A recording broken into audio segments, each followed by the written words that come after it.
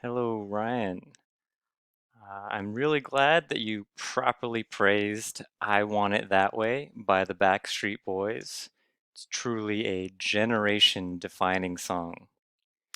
And I also enjoyed the Leon Bridges, Luke Combs collaboration, and you inspired me to explore a bit more into the country genre.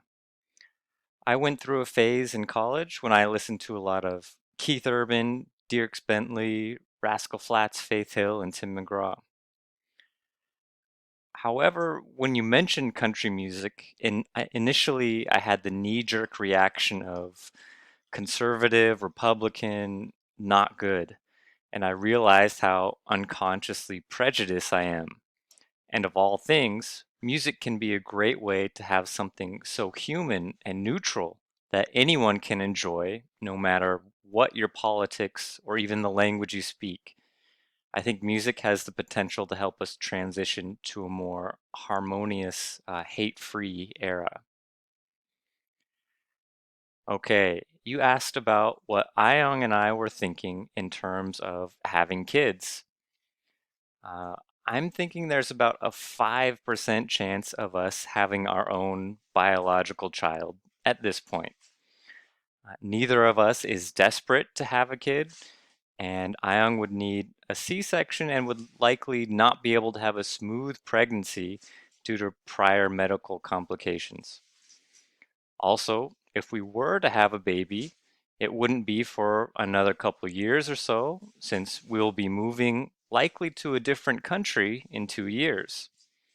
And we would like some time to prepare ourselves before making that kind of a big decision. For me, I would much prefer to be in the US if I'm raising a child. I could speak English and feel much more comfortable and confident about daily life and decision making and decision execution for basic things like going to the hospital or reading labels, even talking with our kids' teachers or friends' parents. I've really got to be confident that I can provide the basics at least.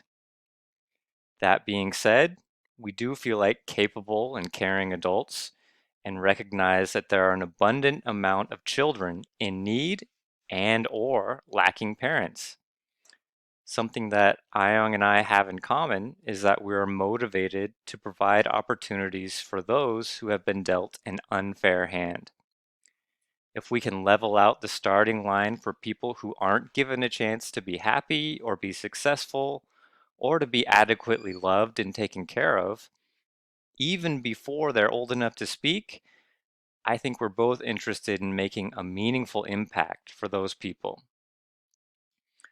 So, we've talked about becoming foster parents or adopting, and I imagine those conversations will get more and more serious. I think we'll continue to research the possibilities and know the practicalities of what we'd be signing up for.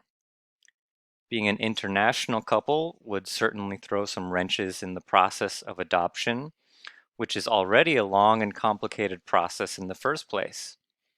And Ayong has expressed interest in smaller steps like volunteering to help kids in need in our local area. So that would be good to get our feet wet and get some more hands-on experience. So I know it's never a perfect time to have kids, and there are always excuses that you could make, but we want to know where we'll be living, what the process would be like, do some more research, and we'll talk to Kara also about her experience with the triplets. And I know that Ayong's mother would certainly be eager to have another grandchild. But for now, I think we're in a really good place. We've been focusing on our health and well-being the past few years especially, and both of us will be content to have a child or not. A lot will change for us in the next few years, and no matter what, we'll find ways to become more actively involved in making a meaningful difference for young people who deserve a fighting chance to have their basic needs met and to gain a quality education and have the autonomy to more freely choose the life that's best for them. Okay, my question for you. I'm curious, what are your rules for life? So I'm about to read a book called Jordan B. Peterson's 12 Rules for Life. And his rules include stand up straight with your shoulders back, treat yourself like you are someone you are responsible for helping, make friends with people who want the best for you, compare yourself with who you were yesterday, not with who someone else is today. Do not let your children do anything that makes you dislike them. Set your house in perfect order before you criticize the world. Pursue what is meaningful, not what is expedient. Tell the truth, or at least don't lie. Assume that the person you are listening to might know something that you don't. Be precise in your speech. Do not bother children when they are skateboarding. And finally, pet a cat when you encounter one on the street. Now, personally, some of these sound great, some of them I'm a little skeptical about, but it's just an example. So please feel free to interpret my question any way that you like. The audience can be anyone you choose. Maybe it's for your kids, for future generations, or for humans in general.